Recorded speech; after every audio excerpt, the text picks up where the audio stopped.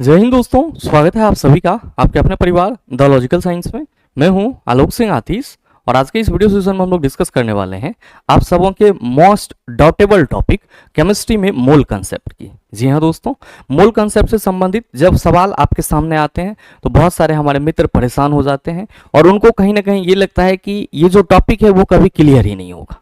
लेकिन मेरे मित्र, मोल कंसेप्ट से संबंधित सवाल को बनाने का जो सबसे रामबाण तरीका है वो क्या है? तो पहले आप मोल कंसेप्ट के जो बेसिक हैं उसको समझो और अगर आपका एक बार बेसिक क्लियर हो गया तो मेरे मित्र यकीन मानिए कि मोल कंसेप्ट से संबंधित किसी भी प्रकार का सवाल आपके सामने हो, जवाब आपका होगा।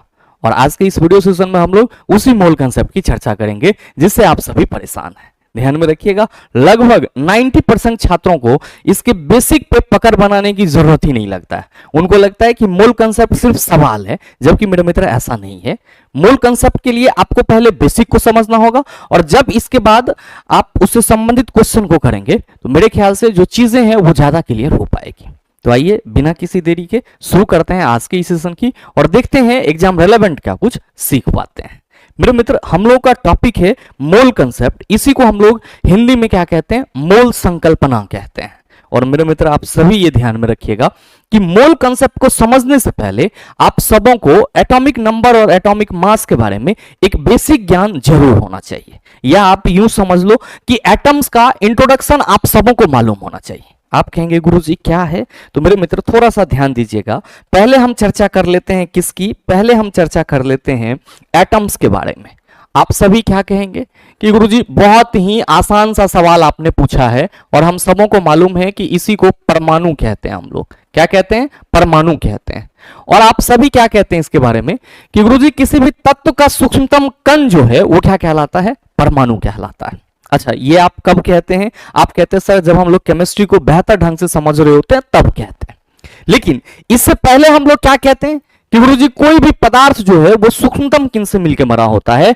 और बाद में जब इस पे बहुत सारा रिसर्च हुआ और बहुत सारे आप कह सकते हो कि फिलोसफिकल दृष्टिकोण से या फिर वैज्ञानिक दृष्टिकोण से जब इस पे कार्य किया गया तो मेरे मित्र डेमोक्रिटस, लूसिपस जैसे दार्शनिक ने सबसे पहले ये बताया कि जो पदार्थ के बारे में हम कह रहे हैं कि सूक्ष्मतम कण से मिलकर बना हुआ है, ये सूक्ष्मतम कण जो है वो परमाणु है।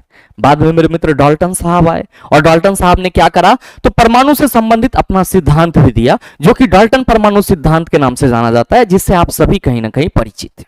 डाल्टन परमाणु सिद्धांत के अनुसार जो पहली लाइन थी मेरे मित्र गौर फरमाइएगा, उस पे क्या कहा गया था कि प्रत्येक पदार्थ सूक्ष्मतम कण से मिलकर बने होते हैं जिन्हें हम लोग परमाणु यानी कि एटम कहते हैं और इसे खंडित नहीं किया जा सकता है और न ही इसका निर्माण किया जा सकता है। तो मेरे मित्र, डाल्टन के अनुसार परमाणु अनस्वर था, यानी कि इसको टुकड़ा टुकड़ा में डिवाइड नहीं किया जा सकता था। लेकिन जैसे ही साइंस डेवलप हुआ तो मेरे मित्र हम सबों ने यह तो जरूर माना कि किसी भी तत्व या किसी भी पदार्थ के सूक्ष्मतम कण की बात करेंगे तो वहां पर हम लोग परमाणु को कहेंगे, लेकिन इस परमाणु को विभाजित किया जा सकता है। और जो परमाणु विभाजित होगा तो आपको क्या मिलेंगे सर? सब एटॉमिक पार्टिकल्स मिलेंगे, जो कि किसके नाम से जाना जाता है? आप सभी कहते हैं इलेक्ट्रॉन, प्रोटॉन और न्यूट्रॉन के नाम से जाना जाता है। तो चला, ये इतनी सी कहानी जो मैंने आपको बताया ये तो आप सबों को मालूम होगा। नो, अब आप ये कह सकते हो कि गुरुजी परमाणु जो है वो इलेक्ट्रॉन, प्रोटॉन और न्यूट्रॉन का क्या है? आप कहेंगे सर कॉम्बिनेशन है या मिलके बना हुआ है। और इसी को हम लोग क्या कहते हैं? आप सभी याद रखेंगे, इसी को हम लोग फंडामेंटल पार्टिकल्स, इसी को हम लोग क्या कहते हैं? फंडामेंटल पार्टिकल्स, या फिर मेरे मित्र इसी को हम लोग क्या कहते हैं? सब एटॉमिक पार्टिकल्स कहते हैं। सब एटॉमिक पार्टिकल्स कहते हैं। और याद रखिएगा कि हिंदी में दोनों का मीनिंग चेंज हो जाएगा। फंडामेंटल की बात करेंगे तो इसको हम लोग हिंदी में मूल कण कह सकते हैं। और मेरे मित्र अगर हम सब एटॉमिक पार्टिकल्स की बात करेंगे तो इसको हम लोग उप परमाणु कण कहते हैं। क्या कहते हैं? उप परमाणु कण, जो कि कौन है? आप कहेंगे इलेक्ट्रॉन, प्रोटॉन और न्यूट्रॉन है। अब आप सबों को मालूम है कि कोई भी परमाणु होगा तो उसकी परमाणु संख्या होगी और परमाणु भार होगा। आप कहेंगे गुरुजी 1 से लेकर 20 तक याद है, आगे बताओ आप। मेरे मित्र याद रहना भी चाहिए। ध्यान रखिएगा कि जब हम लोग परमाणु संख्या या भार की बात करते हैं तो हम उसी चीज की बात कर रहे हैं जिसको आप सबों ने याद कर रखा है। क्या? तो आप सभी कहते हैं sir hydrogen 1-1, helium 2-4, lithium 3-7, beryllium 4-9, boron 5-11, carbon 612, nitrogen 714, oxygen 816, fluorine 919, इस तरह से आप लोग याद करते हैं। बस मेरे मित्र आप सबों को यह ध्यान में रखना है कि जब ये हमारा यहां पे एटॉमिक नंबर है और ये हमारा एटॉमिक मास है, ये हमारा एटॉमिक नंबर है और ये हमारा एटॉमिक नंबर है और ये हमारा मास है, तो आप सभी मोल कंसेप्ट को पढ़ने से पहले चला ये चीज ध्यान में रखिएगा कि अगर हम लोग परमाणु द्रव्यमान की बात करते हैं, किसकी बात करते हैं, परमाणु द्रव्यमान की बात करते हैं, तो हम सभी क्या कहते हैं कि गुरुजी परमाणु द्रव्यमान जो है वो डाल्टन परमाणु सिद्धांत का एक विशिष्ट कंसेप्ट था, एक स्पेशल कंसेप्ट था। क्यों भाई? इसीलिए कि मेरे मित्र डाल्टन के परमाणु सिद्धांत में आपको यह बताया गया कि परमाणु को खंडित नहीं किया जा सकता है और यह अनश्वर होता है, दैट मींस इसे नष्ट नहीं किया जा सकता और नहीं इसे क्रिएट किया जा सकता है। साथ में डाल्टन साहब ने यह भी बताया कि एक ही तत्व के सभी परमाणु सदृश होते हैं। सदृश होने का मतलब क्या हुआ सर? समान होते हैं। समान में क्या होगी? इसका रासायनिक गुण, इसका जो द्रव्यमान है, ये सब क्या होंगे सर? समान होंगे। और साथ ही डाल्टन ने यह भी बताया कि विभिन्न तत्वों के जो परमाणु होंगे उसकी परमाणु संख्या, परमाणु द्रव्यमान, इन सभी में भिन्नता पाई जाएगी, यानी कि उसमें असदृशता पाई जाएगी, असमानता पाई जाएगी। तो मेरे मित्र कहीं ना कहीं डाल्टन साहब परमाणु द्रव्यमान पर विशेष बल दे रहे थे। फिर इन्होंने अपने अगले पोस्टुलेट में यह भी बताया कि दो तत्व आपस में एक निश्चित संख्या में या एक कह सकते हो निश्चित अनुपात में अभिक्रिया करके यौगिक का निर्माण करता है और यौगिक का सूक्ष्मतम कण अणु होता है। साथ में इन्होंने बताया कि जब भी दो तत्व आपस में अभिक्रिया करेंगे तो सर वो भार के विचार से हमेशा एक निश्चित अनुपात में होते हैं। तो मेरे मित्र डाल्टन का जो ये पोस्टुलेट था वो कहीं ना कहीं स्थिर अनुपात के नियम, साथ में मेरे मित्र गुणित अनुपात के नियम और साथ ही आपका द्रव्यमान संरक्षण सिद्धांत, इन सभी को एक्सप्लेन कर रहा था। तो आप ये कह सकते हो कि sir according to Dalton's atomic theory, Dalton atomic theory के अनुसार जो डाल्टन थ्योरी का पूरा निचोड़ निकलता है वो क्या था? परमाणु द्रव्यमान, यानी कि सर एटॉमिक मास था। तो कई बार आपसे ये सवाल पूछ भी लिया जाता है। क्या पूछ लिया जाता है? आपसे पूछ लिया जाता है कि डाल्टन परमाणु सिद्धांत का, डाल्टन परमाणु सिद्धांत का, डाल्टन परमाणु सिद्धांत का, परमाणु सिद्धांत का विशिष्ट कंसेप्ट या विशिष्ट संकल्पना निम्न में से कौन था? आपका ऑप्शन होता है चला, आपका ऑप्शन होता है परमाणु द्रव्यमान, परमाणु संख्या, परमाणु द्रव्यमान एवं परमाणु संख्या, नन ऑफ दिस। आप सभी कहेंगे सर परमाणु द्रव्यमान is the right answer of this question. अब सर परमाणु द्रव्यमान तो ये हमारे सामने है और हम लोग इसको याद करते हैं, लेकिन मेरे मित्र पहले ऐसा नहीं था, पहले ऐसा नहीं था। आप सभी को यह ध्यान में रखना होगा कि जब हम लोग परमाणु द्रव्यमान को व्यक्त करते हैं, क्या करते हैं? परमाणु द्रव्यमान को व्यक्त करते हैं, तो सीधे सीधे हम पढ़ने के दौरान हाइड्रोजन 1-1, हीलियम 2-4, लिथियम 3-4, लिथियम 3-7 इस तरह से कर देते हैं। लेकिन सर प्रारंभ में परमाणु द्रव्यमान की जो इकाई थी वो एएमयू मानी जाती थी, यानी कि एटॉमिक मास यूनिट मानी जाती थी। मेरे मित्र मूल कंसेप्ट का बेसिक आपका यहीं से शुरू हो जाता है। ध्यान में रखिएगा, आप सभी इस बात को यहां पे नोट करके सर मेंशन कर लेंगे, नोट करके मेंशन कर लेंगे। पहला पॉइंट ये कि प्रारंभ में परमाणु द्रव्यमान की इकाई, प्रारंभ में परमाणु द्रव्यमान की यूनिट यानी कि इकाई क्या थी? आप सभी याद रखेंगे एएमयू। एएमयू यानी कि हाइड्रोजन का एटॉमिक मास 1 है तो ये 1 एएमयू हुआ। सर हीलियम का सर 4 है तो ये 4 एएमयू हुआ। सर लिथियम का सर 7 एएमयू हुआ। तो प्रारंभ में सर परमाणु द्रव्यमान की जो यूनिट थी वो एएमयू के रूप में मापी जाती थी, यानी कि एटॉमिक मास यूनिट के रूप में। मेरे मित्र याद रखिएगा कि अगर आपसे कभी एग्जाम में सवाल कर दिया जाए कि what is the full form of AMU, आप सभी कहेंगे एटॉमिक मास यूनिट। अब क्या हुआ सर आगे? ये तो आपने प्रारंभ की बात बताई। मेरे मित्र आगे आईयूपीएससी के सर कह सकते हो न्यूली अपडेटेशन के दौरान, यानी कि नवीनतम शोध के दौरान या नवीनतम अपडेट के दौरान परमाणु द्रव्यमान की जो यूनिट है उसे चेंज कर दिया गया है और इसीलिए अब आप सबों को इस एएमयू की जगह क्या लिखा हुआ मिलता है चिल्ला? तो आप सभी गौर फरमाएंगे, आप सभी गौर फरमाएंगे तो देखेंगे कि सर हाइड्रोजन का एक एटॉमिक मास होता है तो हम लोग इसको 1U लिखते हैं। हीलियम का 4 होता है तो 4U लिखते हैं। अब सर लिथियम का 7 होता है तो 7U लिखते हैं। ये मॉडर्न है, आधुनिक है। और मेरे मित्र इस चीज को आप सभी अपने बुक में टीचर के द्वारा पढ़ाते हुए देखते होंगे। तो आप सभी को ये ध्यान में रखना होगा दूसरा पॉइंट के रूप में, क्या कि आईयूपीएससी sir, international union of pure and applied chemistry, ये एक ऐसी संस्था है जो सर केमिस्ट्री में जो टर्म्स होते हैं, जो सिंबल होते हैं, वो पूरे वर्ल्ड वाइड में किस तरह से यूज होगा उसको पूरी तरीके से ये क्या करते हैं सर, अप्रूव करते हैं। तो आप सभी ये याद रखेंगे कि आईयूपीएससी के नवीनतम अपडेट, या आप कह सकते हो कि सर नवीनतम अपडेट ही लिख लो, ज्यादा बेटर रहेगा। नवीनतम अपडेट के अनुसार परमाणु द्रव्यमान की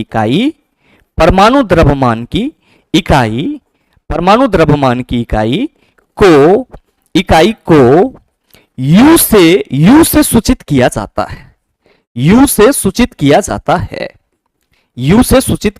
है।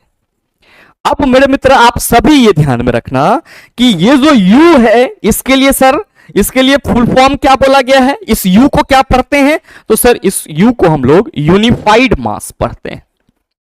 क्या पढ़ते हैं? यूनिफाइड मास पढ़ते हैं। तो जहां पे भी U लिखा हुआ है आप कहेंगे यूनिफाइड मास, AMU लिखा हुआ है एटॉमिक मास यूनिट। अब मेरे मित्र आप सभी ये ध्यान में रखना कि ये सिंबल तो हो गई, लेकिन ये जो आपका हाइड्रोजन का एटॉमिक मास 1 होता है, हीलियम का एटॉमिक मास 4 होता है, लिथियम का एटॉमिक मास 7 होता है, ये बताया कैसे गया? तो आप सभी कहेंगे कि गुरुजी ये जो एटॉमिक मास है ये कार्बन 12 के एक परमाणु का जो परमाणु द्रव्यमान होता है उसका 12वां भाग है। लेकिन मेरे मित्र प्रारंभ में कार्बन 12 को मानक नहीं माना जाता था। प्रारंभ में ऑक्सीजन परमाणु के 1/16वें भाग को क्या माना जाता था? परमाणु द्रव्यमान की इकाई में मानक माना जाता था। लेकिन 1961 के बाद सर कार्बन 12 के जो एक परमाणु के द्रव्यमान का 12वां हिस्सा होता है उसे सर परमाणु द्रव्यमान का यूनिट माना गया, और इसी को हम लोग क्या कहते हैं? सापेक्षिक परमाणविक द्रव्यमान कहते हैं। मतलब ये जो हमारा सर एटॉमिक मास है वो एक्चुअली में क्या है? आप कहेंगे सर सापेक्षिक परमाणु द्रव्यमान है। तो मेरे मित्र आप इस चीज को नोट कर लेंगे, आप इस चीज को स्पेशल हिंट दे करके यहां पे नोट कर लेंगे, स्पेशल हिंट दे करके नोट करेंगे। क्या लिखेंगे? स्पेशल हिंट दे करके लिखेंगे कि प्रारंभ में ऑक्सीजन परमाणु के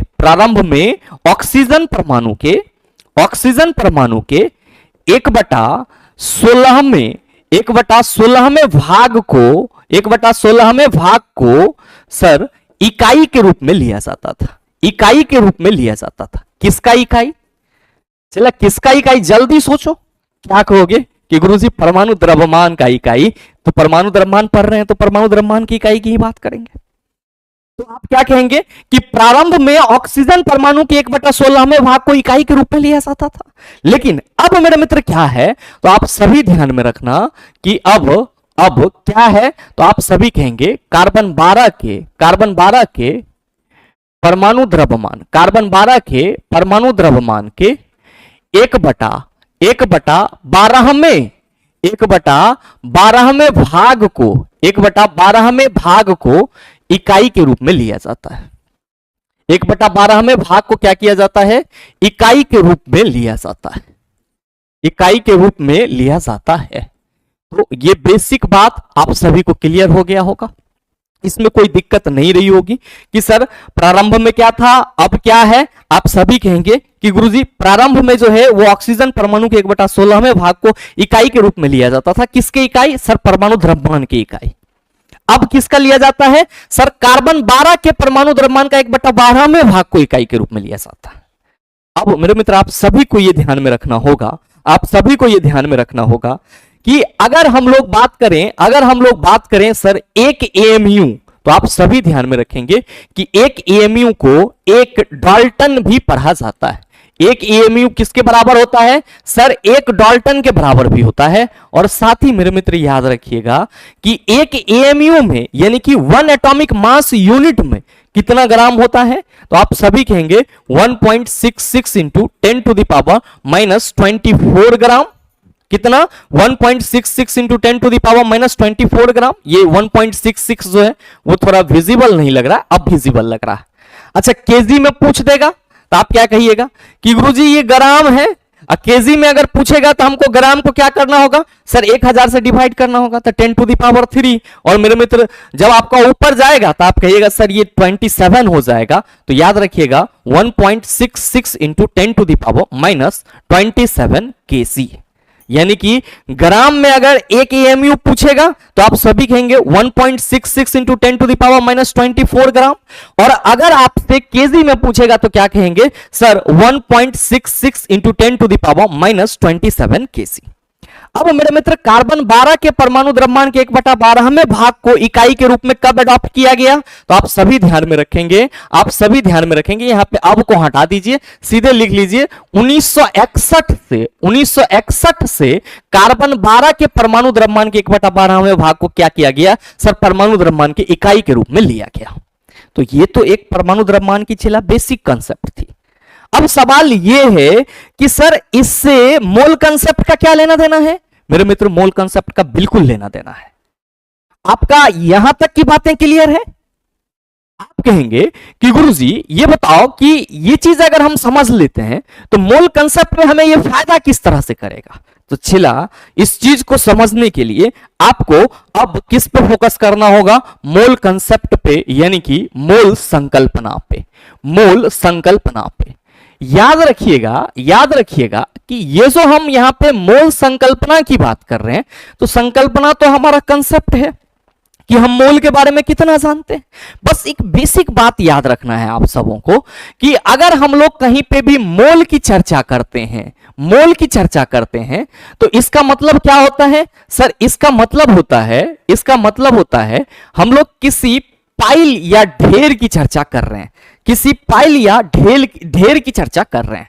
आप कहेंगे कैसे, तो मेरे मित्र मैं आप सबों को एक यहां पे डायग्राम दिखाने की कोशिश करूंगा। ध्यान देना कि ये क्या आप सभी देख पा रहे हो। आप कहेंगे गुरुजी पैसा का बोरा है, क्या है चला, पैसा का बोरा। अब अगर हम आपको ये कह दें कि ये बता दो कि इस बोरे में कितना पैसा है, तो आप क्या करोगे, काउंट करना शुरू कर दोगे, सिक्का को काउंट करना शुरू कर दोगे और 6 महीना तक चला काउंट करोगे। आप उसके बाद हमारे पास आओगे कि गुरुजी इसमें इतना, 6 महीना तो हम बहुत ज्यादा बोल दिए, 10 दिन 5 दिन आपको जो भी लगेगा इसको काउंट करने में, ये 10 दिन 5 दिन को निगलेक्ट करो, 24 घंटा 18 घंटा 12 घंटा कुछ भी हो, आप कहेंगे कि सर एक बोरा सिक्का को काउंट करने में तो हमको बहुत समय लग जाएगा, समय बहुत लग जाएगा। तो सबसे आसान उपाय क्या है सर, इसको कैसे मेजर किया जाए, इसको कैसे गिना जाए, काउंट कैसे किया जाए। तो मेरे मित्र जरा सा आप दिमाग लगाओ कि इसमें जो सिक्का होंगे वो क्या होंगे। तो आप कहेंगे सर संभव है कि 1 रुपए का भी होगा, 5 रुपए का भी होगा, 10 रुपए का भी होगा, क्योंकि प्रचलित है ये सिक्का। 1, 2, 5 और 10 का सिक्का हो सकता है। अब मेरे मित्र अगर हमें ये काउंट करने के लिए बोल दिया जाए तो हम पहले 1 रुपया को अलग करेंगे, 5 रुपया को अलग करेंगे। मेरे मित्र ध्यान देंगे कि साइंटिफिक तरीके से अगर हम इसको अलग करने की कोशिश करेंगे तो एक एक करके काउंट करने की जरूरत नहीं है। हमें बस ये करना होगा कि 1 रुपए के एक जैसे सिक्के कितने हैं सर, 2 रुपए के एक जैसे सिक्के कितने हैं, 5 रुपए के एक जैसे सिक्के कितने हैं, सबको हमने अलग कर दिया। अब हम उस ढेरी में से जो हमने 1 रुपया 2 रुपया 5 रुपए का सिक्का अलग अलग किया है एक जैसा, उस ढेरी में से सर 100 ग्राम या 50 ग्राम या एक मानक मान लो आधा किलो, 1 केजी मानक मानते हैं, 1 केजी सिक्का को तौलेंगे और उस 1 केजी में जितना रुपया होगा पूरे ढेर को तौलने के बाद सर गुना कर देंगे। आप कहेंगे सर टोटल 1 रुपया का या 2 रुपया का या 5 रुपया का सिक्का कितना था वो हमें पता चल जाएगा। तो साइंटिफिक तरीके से इस चीज को काउंट करने के लिए आपने क्या करा, आपने सर पहले कोशिश करा कि सर इसका जो एक यूनिट होता है उस यूनिट में टोटल कितना हमारा पैसा है। उसके बाद आपने उसके पूरे ढेर को तौल करके क्या किया सर, 1 यूनिट में जितना पैसा आपको आया उससे गुना कर दिया, पूरा का पूरा 5 रुपए का सिक्का या 1 रुपए का सिक्का का वैल्यू कितना है आपको पता चल गया। मेरे मित्र ठीक इसी तरीके से जब हम लोग केमिस्ट्री में आते हैं तो सर जब परमाणु या अणु की चर्चा कर रहे होते हैं तो परमाणु या अणु जो है ये बहुत सारे मूल कणों से मिलकर बने होते हैं। सिंपली अगर हम मूल कण की बात करें तो आप कहेंगे परमाणु होगा, अणु होगा। तत्व का मूल कण, तत्व का मूल कण का मतलब क्या हुआ? आप कहेंगे परमाणु। यौगिक का मूल कण आप कहेंगे सर अणु होगा। अब कोई आयन है तो पॉजिटिव और नेगेटिव चार्ज होगा। दैट मीन्स मेरी एक चीज तो क्लियर है कि पदार्थ के रूप में तत्व बोल दे, यौगिक बोल दे, सब में अगर हम बात करेंगे उसके मूल कण तो परमाणु, अणु और आयन के रूप में देखे जाएंगे। तो मेरे मित्र जिस तरह से ये ढेर आपको मतलब एक तरह से ये एक साइंटिफिक मेथड सिखाता है कि पर यूनिट में आप कितना है उस चीज को व्यक्त कर सकते हो, ठीक उसी तरीके से किसी परमाणु में मौजूद परमाणु के कुल कणों की संख्या, किसी यौगिक में मौजूद सर यौगिक के अणुओं की कुल संख्या, इन सभी को आप मोल कंसेप्ट के सहारे सर क्या कर सकते हो? ज्ञात कर सकते हो। सिमिलरली अगर आप इसी चीज को एक चम्मच नमक पे, नमक कोई बोल दे आपसे कि नमक में कितने सर नमक के दाने होंगे काउंट करने के लिए, तो मेरे मित्र ये सेम तरीका आप उस नमक के दाने को भी मेजर करने में कर सकते हो। और जब परमाणु की बात करते हैं तो हम लोग कहते हैं सब सूक्ष्मतम कण होता है।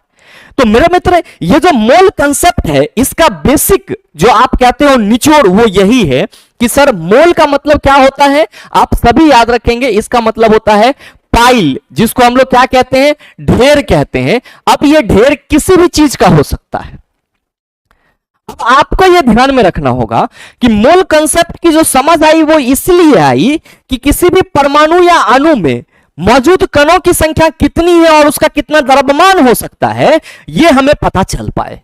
और मेरे मित्र सिंपली अगर हम मोल को एक ढेर के रूप में देख सकते हैं तो आप कहेंगे कि गुरुजी इस ढेर में कण भी होगा, पदार्थ भी होंगे। आप कहेंगे कैसे? जैसे आपने देखा कि सर ये हमारा सिक्का का बोरा है, तो इस सिक्का का बोरा क्या है? सर सिक्का से भरा हुआ है। कितना सिक्का है? तो आप कहेंगे सर काउंट करेंगे, जो तरीका मैंने बताया। तो ठीक उसी तरीके से चला अगर हम किसी भी परमाणु की बात करेंगे तो उस परमाणु के कितने कण होंगे? आप कहेंगे एक ढेर के रूप में होगा, एक पाइल के रूप में होगा।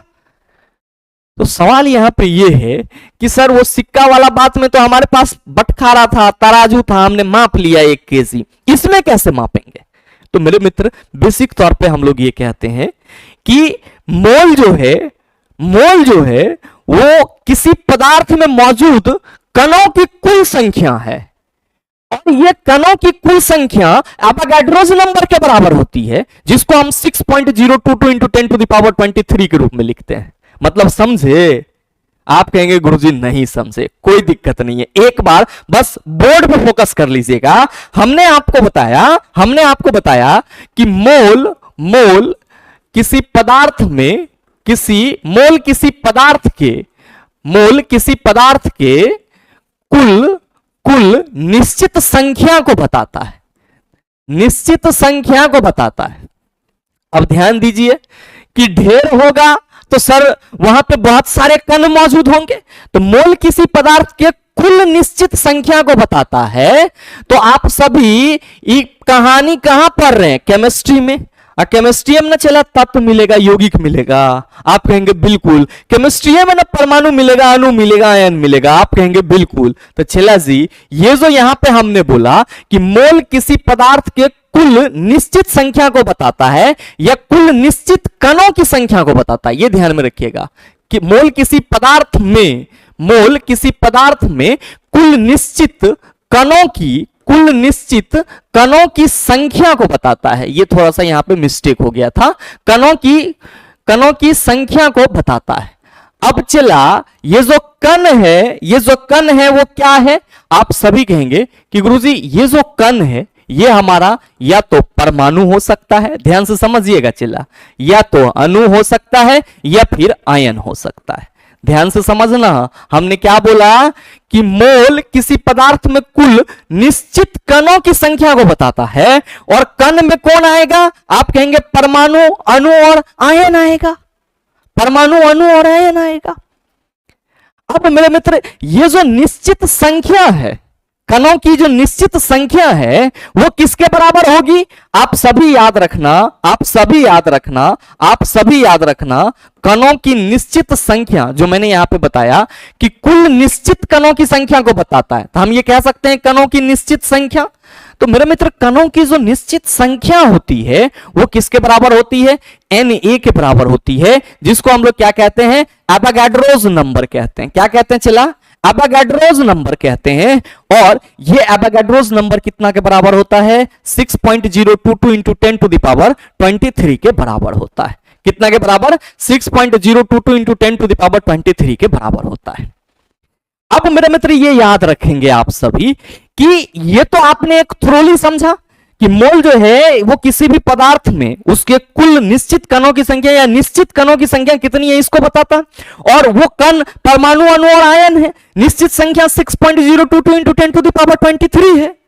तो सर इसको हम साइंटिफिक तरीके से कैसे डिफाइन करेंगे? अगर हम किसी पदार्थ के लिए एक मोल की बात करेंगे तो क्या कहेंगे? मेरे मित्र, आप सभी ये याद रखेंगे, आप सभी ये याद रखेंगे कि मोल पदार्थ के कणों की वह संख्या है, मोल पदार्थ के कणों की वह संख्या है जो यह बताती है कि उस पदार्थ में परमाणु, अणु और आयन की संख्या उतनी ही है जितना कि कार्बन 12 के ठीक 12 ग्राम परमाणु में है।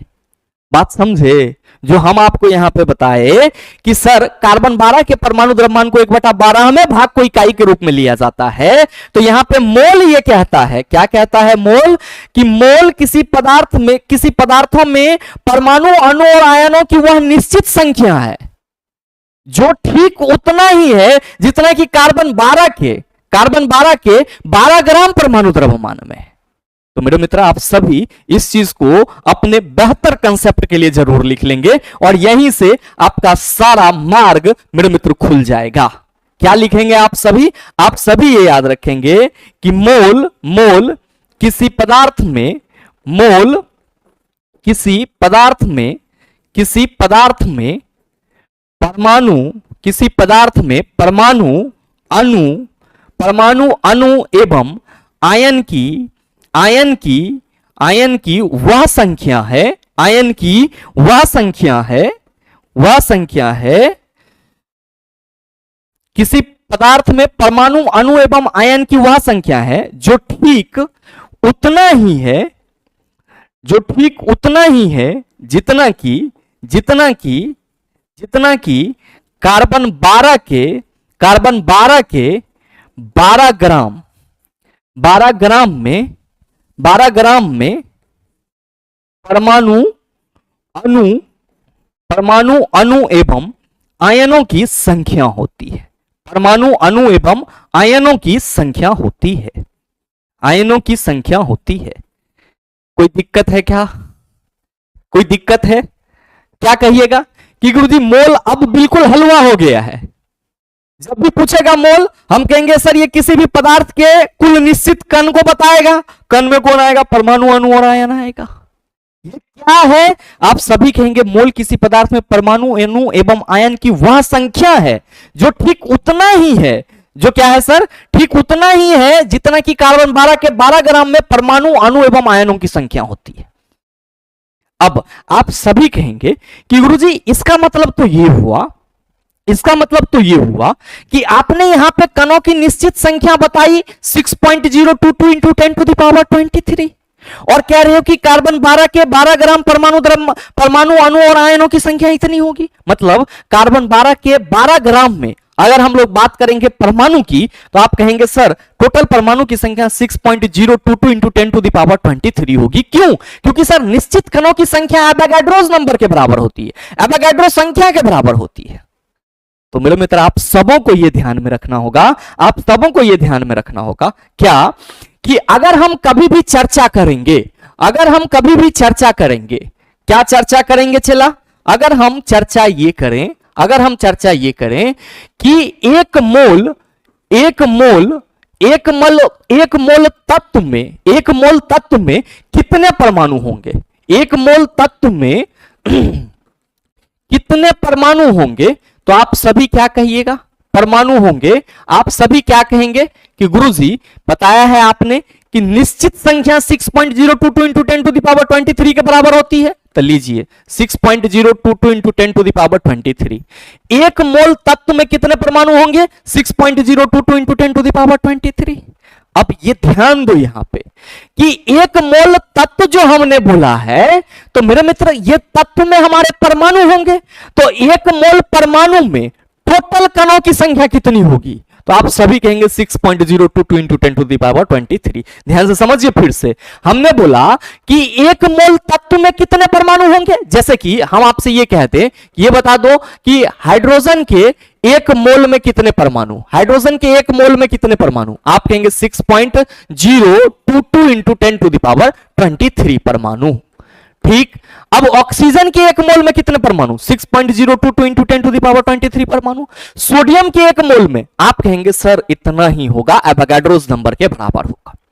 मेरे मित्र आपको यह ध्यान में रखना होगा कि जब हम लोग किसी भी तत्व के परमाणु द्रव्यमान को ग्राम में व्यक्त कर देते हैं, तब उसको हम लोग ग्राम परमाणु द्रव्यमान कहते हैं। और यह कोई बहुत बड़ा चीज नहीं है। जैसे आप सबों को मालूम है कि ऑक्सीजन का परमाणु संख्या 8 होता है, परमाणु द्रव्यमान 16 होता है। तो अब अगर हम इसको 16 यू लिख दे तो ये सर 16 यूनिट हो गया। और अगर हम इसको ग्राम में लिख दें तो सर ये ऑक्सीजन का ग्राम परमाणु द्रव्यमान हो गया। इसी तरीके से H2O अगर हम लोग बात करते हैं तो आप कहेंगे सर इसका जो मॉलिक्यूलर मास होता है वो 18 होता है। अब 18 को हम U से रिप्रेजेंट कर दें, आप कहेंगे यूनिफाइड मास हो गया। लेकिन इसी 18 को हम ग्राम में रिप्रेजेंट कर दें तो ये ग्राम आणविक द्रव्यमान हो गया। तो याद रखना है छोटी सी बात कि जब किसी तत्व के परमाणु द्रव्यमान को ग्राम में व्यक्त किया जाता है तो वो सर ग्राम परमाणु द्रव्यमान कहलाता है। जब किसी अणु के सर आणविक भार को ग्राम में व्यक्त किया जाता है तो उसको हम लोग क्या कहते हैं? ग्राम आणविक द्रव्यमान कहते हैं। अब आप सभी ये ध्यान देना, जब आपने ये कह दिया कि एक मोल तत्व में कितने परमाणु, आप कहेंगे सर इतना परमाणु। तो अगर अब हम आपसे ये कह दें, अगर हम आपसे ये कह दें कि ये बताओ चिल्ला कि ऑक्सीजन के एक मोल में, एग्जाम्पल के रूप में हम समझा रहे हैं, ये चीज को ध्यान में रखिएगा कि ऑक्सीजन के एक मोल का द्रव्यमान कितना होगा? ऑक्सीजन के एक मोल का द्रव्यमान कितना होगा?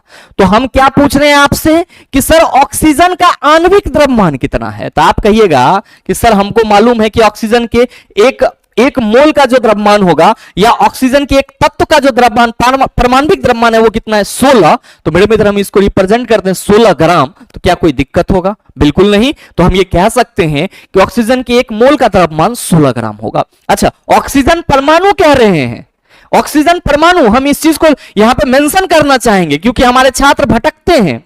ऑक्सीजन परमाणु के एक मोल का द्रव्यमान 16 ग्राम। अगर हम यही कह दे अगर हम यही कह दे कि ऑक्सीजन ऑक्सीजन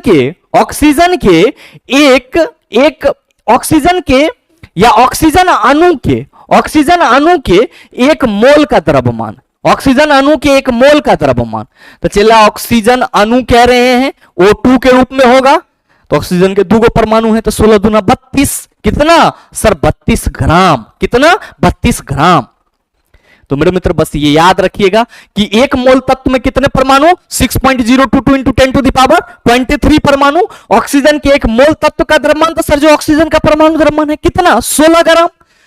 अब अगर आपसे ये कह दे कि 16 ग्राम ऑक्सीजन में ऑक्सीजन के कितने परमाणु, तो आप कहेंगे sir 6.022 into 10 to the power 23 परमाणु। ध्यान देंगे यहां पे इस चीज को मेरे मित्र, आप सभी ये ध्यान देंगे कि अगर आपसे ये कह दे कि 16 ग्राम ऑक्सीजन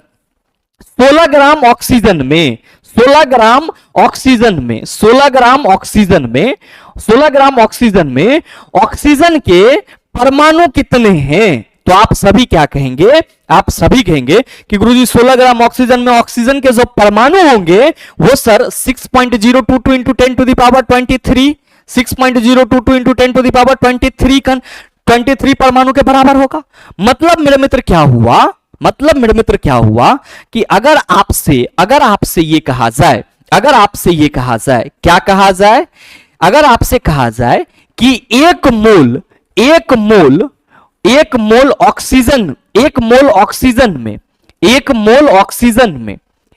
ऑक्सीजन में कुल परमाणु की संख्या कितनी है? एक मोल ऑक्सीजन में कुल परमाणु की संख्या कितनी है और एक मोल ऑक्सीजन का द्रव्यमान कितना होगा, तब आप क्या कहिएगा? आप सभी कहेंगे कि गुरुजी एक मोल ऑक्सीजन में परमाणु की संख्या एवोगाड्रोस नंबर के बराबर 6.022 इंटू 10 टू द पावर 23। एक मोल ऑक्सीजन का द्रव्यमान 16 ग्राम, कितना? 16 ग्राम। अब 16 ग्राम में 6.022 इंटू 10 टू द पावर 23 परमाणु होगा, बिल्कुल होगा चिल्ला, बिल्कुल होगा। अब मेरे मित्र आप सभी ये ध्यान रखना कि अगर हम एक मोल ऑक्सीजन के जगह सोडियम कह दे तो एक मोल सोडियम में टोटल परमाणु की संख्या आप कहेंगे 6.022 इंटू 10 टू द पावर 23। एक मोल कैल्शियम कह दे 6.022 10 टू द पावर 23। एक मोल नाइट्रोजन कह दे आप कहेंगे 100 एवोगाड्रोस नंबर के बराबर होगा। एक मोल कुत्ता हो तो आप कहेंगे इतना कण होगा। एक मोल बकरी हो इतना सर परमाणु होगा। एक मोल गाय हो आप कहेंगे सर सब में इतना ही परमाणु होगा। तो तत्व जहां भी होगा परमाणु मेरे मित्र इतना ही होगा।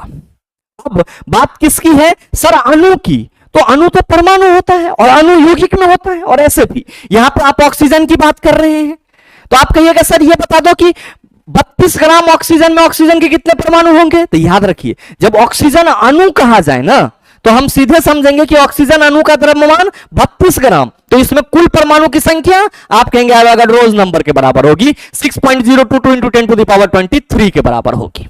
ठीक, अब इसी तरीके से मेरे मित्र आपको दूसरा नोट ये याद रख लेना है कि एक मोल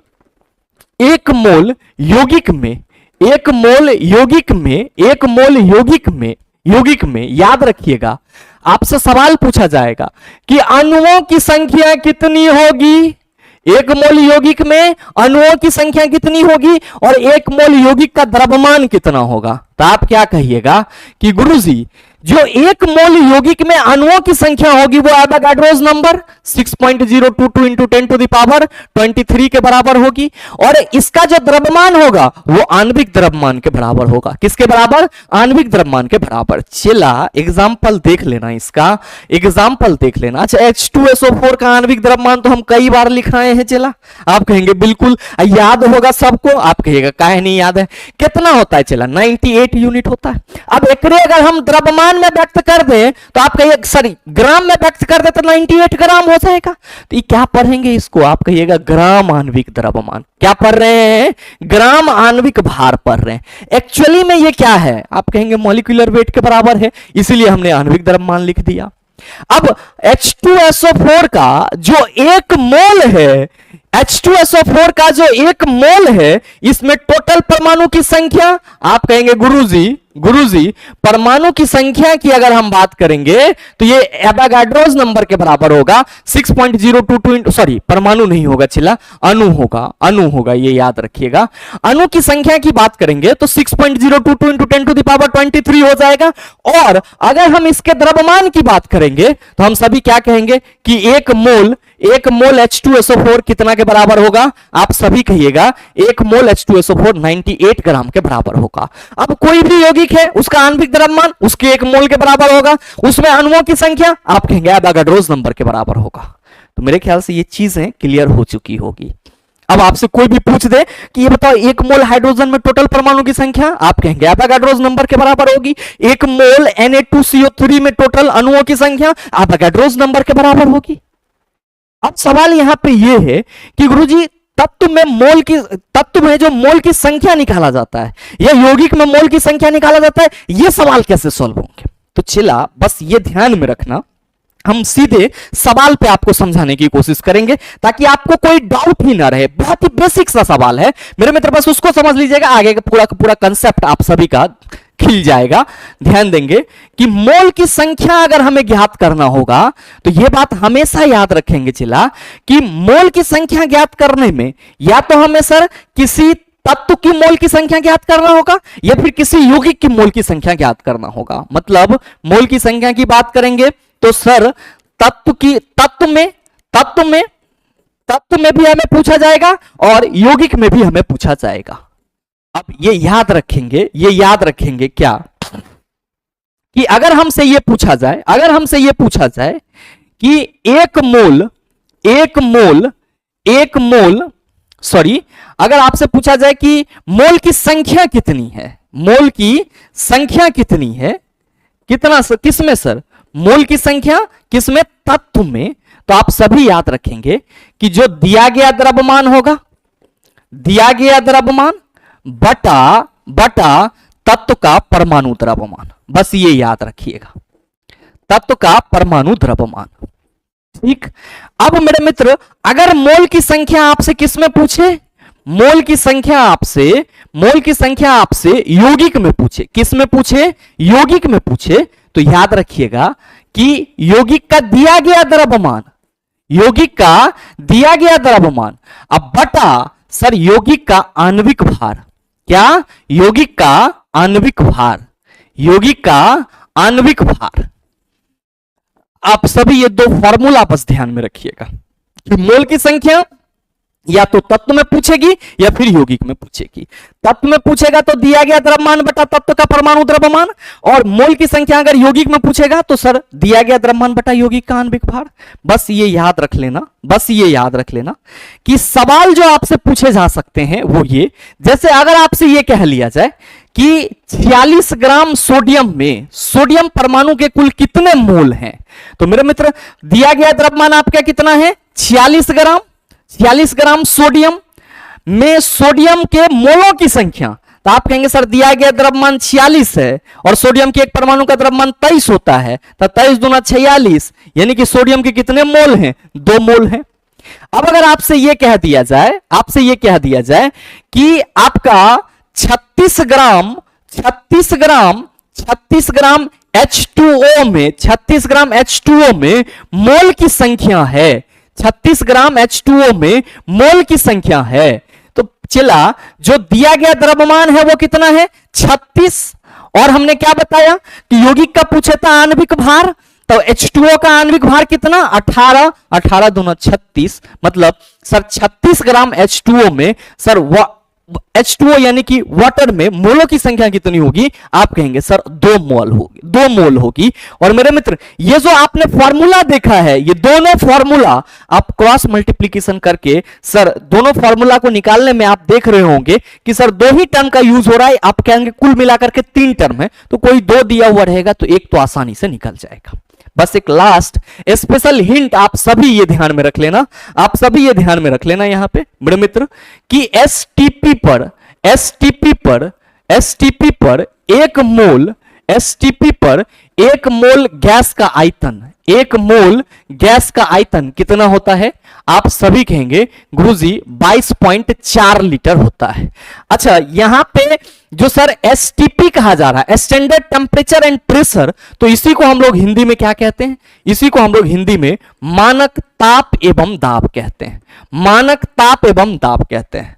हमारे बहुत सारे भाई बंधु जो हैं वो मानक ताप और दाब में भी परेशान हो जाते हैं। चला याद रखना कि मानक ताप की बात की जाएगी तो 0 डिग्री सेल्सियस या फिर इसी को 273 केल्विन कहेंगे, और मानक दाब की बात की जाएगी तो आप सभी ध्यान में रखेंगे कि 76 सेंटीमीटर जो पारा दाब होगा, 76 सेंटीमीटर पारे के दाब का जो कूलम होगा वो मानक दाब माना जाएगा। तो चला मूल कंसेप्ट से संबंधित अगर आपको प्रॉब्लम सॉल्व करने हैं तो जो चीजें मैंने आपको बताई है इस चीज के बारे में आपको पूरा पकड़ होनी चाहिए, क्योंकि बेसिक यही है। अब कई दफा आपके एग्जाम में सवाल पूछ लिया जाता है परमाणु द्रव्यमान के सर शोधित यूनिट से और जो पहले चल रहा था उससे, तो ऐसे में अगर आपको एक बेसिक कंसेप्ट नहीं रहता है तो मेरे मित्र सवाल बनाने में आपको लगता है कि इसको पूरा का पूरा हमें समझना ही होगा। जबकि मेरे मित्र अब मैं ये उम्मीद कर सकता हूं कि मोल कंसेप्ट का जो एक बेसिक कंसेप्ट था, जो बेसिक नेचर था, क्या है, कैसे है, क्या करना है, इन सभी को आप बखूबी समझ पाए होंगे।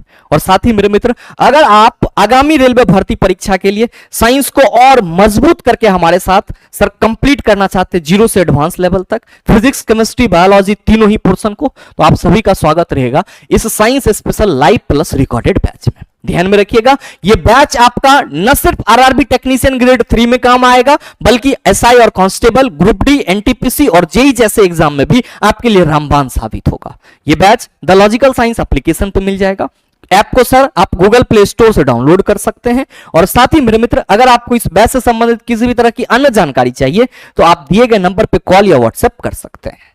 और मूल कंसेप्ट की जो कहानी है सर, बेसिक वाली बातें वो यहां खत्म हो जाती है। इसके आगे आपको प्रॉब्लम करनी है, तो प्रॉब्लम की चर्चा हम लोग अगले क्लास में करेंगे। आज के लिए इतना ही रखते हैं और मुझे उम्मीद है ये वीडियो आप सबों को अच्छा लगा होगा। अगर आपको वीडियो अच्छा लगा तो वीडियो को लाइक कीजिएगा, ज्यादा से ज्यादा अपने दोस्तों के साथ शेयर कीजिएगा। और हाँ, अगर आप चैनल पर नए हैं तो सब्सक्राइब करके बेल आइकन दबा लीजिएगा, ताकि इस तरह के एग्जाम रिलेवेंट वीडियो का नोटिफिकेशन सबसे पहले आपके पास पहुंचे और आप उसको सबसे पहले देख पाओ। मिलते हैं फिर अगले सेशन में, तब तक के लिए best of luck. Thank you, have a nice day.